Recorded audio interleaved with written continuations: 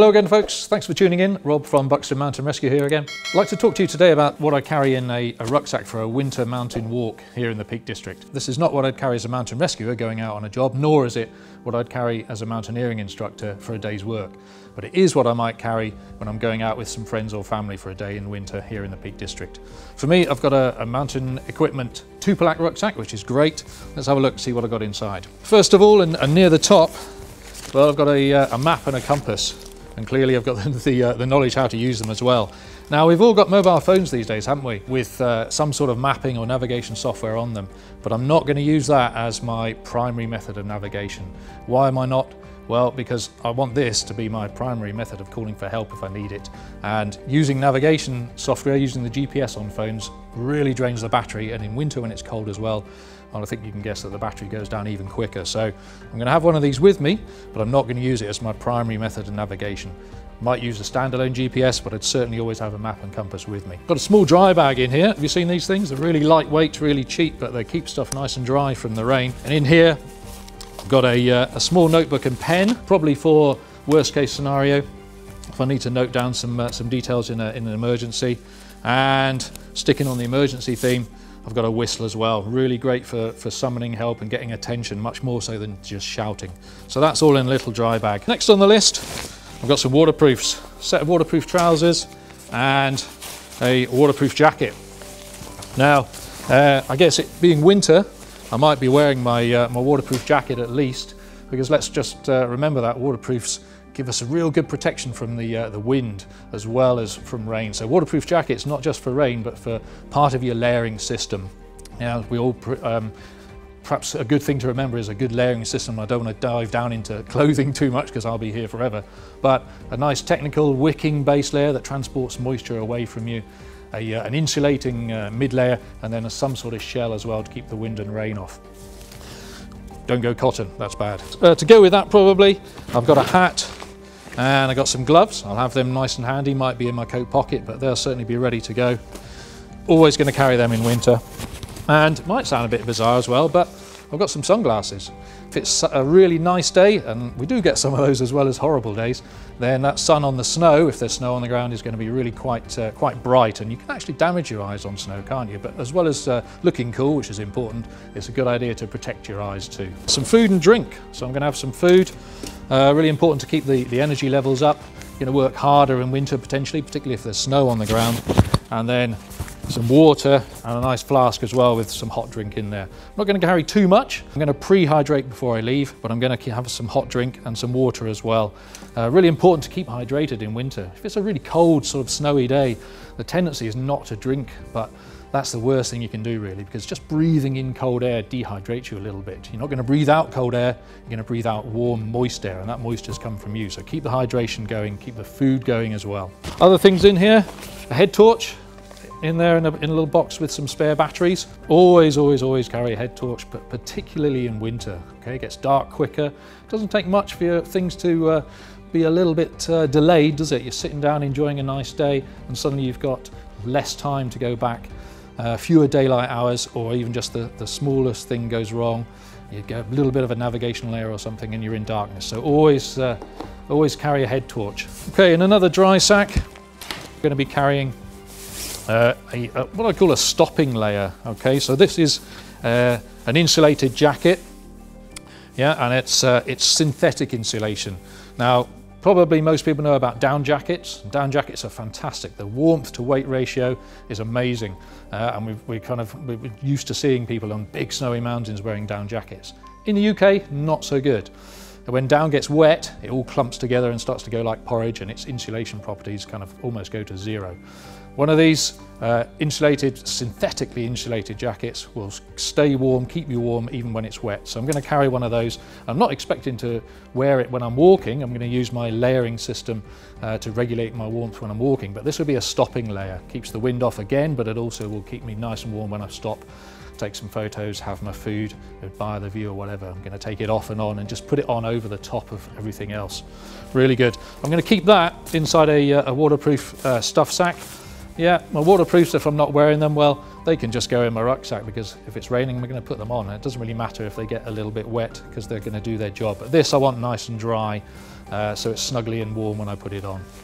I've got another dry bag, and in here I've got spare gloves. Okay, the best gloves in the world. If they get soaking wet, and we quite often get, if it's not just raining, we quite often get wet snow, don't we, in the Peak District and other parts of the UK. So even the best gloves that we can get are going to eventually get wet in those sort of conditions. And the benefit of having a spare pair of gloves can't be overestimated. Spare hat as well. In the interest of keeping things light, I might not bother with a spare hat. If I've got an insulating layer that's got a nice warm hood, I might think, okay, that's my spare hat in case this one gets, my primary one gets sodden or blown away.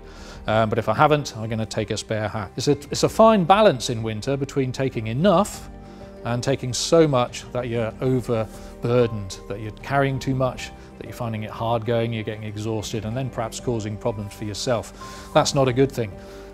Something to think about might be, have I got enough with me to sit tight for an hour, maybe 2 hours, if something goes horrendously wrong and you're waiting for mountain rescue to come along?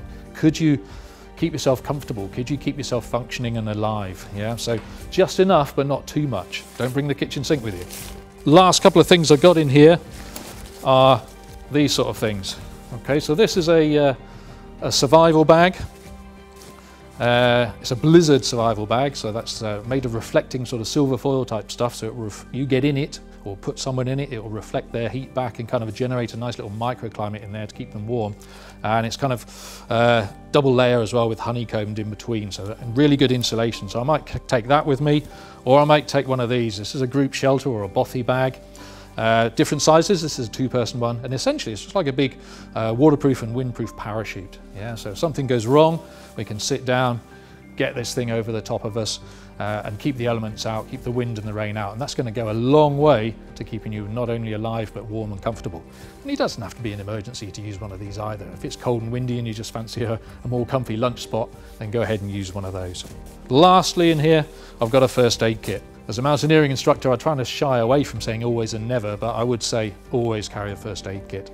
Again, I don't want to dive down into making this a first aid talk, but if all you can do is stop someone bleeding, that's got to go a long way to keeping things reasonably safe until the emergency services get there. So I would say always carry a first aid kit. This is a small one, isn't it? But that's enough for me and maybe 2 other people, just to do the basics, just to keep people alive until professional help gets there. All right, so in winter, particularly if it's kind of snowy on the ground and slippery, I might take trekking poles. I wouldn't necessarily myself always take trekking poles out on a walk in non-winter conditions, but in winter, if it's snowy and a bit slippery, they're really good for keeping your balance and preventing a twisted ankle or something like that. So I might consider taking those. Might sound a bit bizarre, but a pair of ski goggles as well. Ski goggles can really be effective if you find yourself in blizzard conditions. If you've deliberately gone out in those conditions, well done. But if you find yourself in blizzard conditions, sunglasses are not going to cut it really when that wind is blowing in your face. Some goggles can be really useful. You put those on, the world's all of a sudden a better place, and you can navigate yourself off and make life much more comfortable. So that's something to consider. I might consider, depending on where I'm going in the Peak District and what the conditions are, I might consider taking an ice axe. Clearly you need the skills to use it, and you can get some training from the Association of Mountaineering Instructors. But there might be times when I'm going out in the Peak District, particularly higher up, out in the wilds, certain snow conditions dictate it, where I might consider taking one of those in addition to my trekking poles. It all depends on where I'm going and what the conditions are like. Equally, if the snow conditions dictate it, then I might consider taking some crampons. Yeah, it might sound a bit bizarre. Crampons are not just for Scotland. Okay. I might consider taking some crampons. If the snow is sufficiently hard, compacted, if I'm going high enough up where progress is difficult and slippery and potentially dangerous, then it might be worth me taking some crampons. Sometimes on Kinder and Bleaklow, snowshoes are more effective than crampons, but at times, depending on the snow, crampons might be it. You've got to be careful that they're matched with your boots. Fairly rigid crampons and bendy boots don't mix very well, so if you've got bendy boots, they need to be articulated crampons. However, at times, even crampons can be a hindrance here in the Peak District. So if you're lower down on well-trodden paths where the snow is much more shallow and maybe compacted, but slippery as glass, you perhaps know what I mean, then these things can be handy as well, okay, micro spikes. And they're just stretchy kind of spikes, like mini crampons almost, that stretch over any sort of footwear. I've used these on trail running shoes as well as boots, okay, and they might be just the thing for the sort of the lower level paths where it's a bit slippery. I certainly wouldn't consider using those where crampons are the key, but sometimes lower down, you know, a thinner layer of snow, crampons are going to be a hindrance, and these things might be it. That's about it on the stuff that I would carry myself for a personal walk in the Peak District in winter. Thanks so much for watching.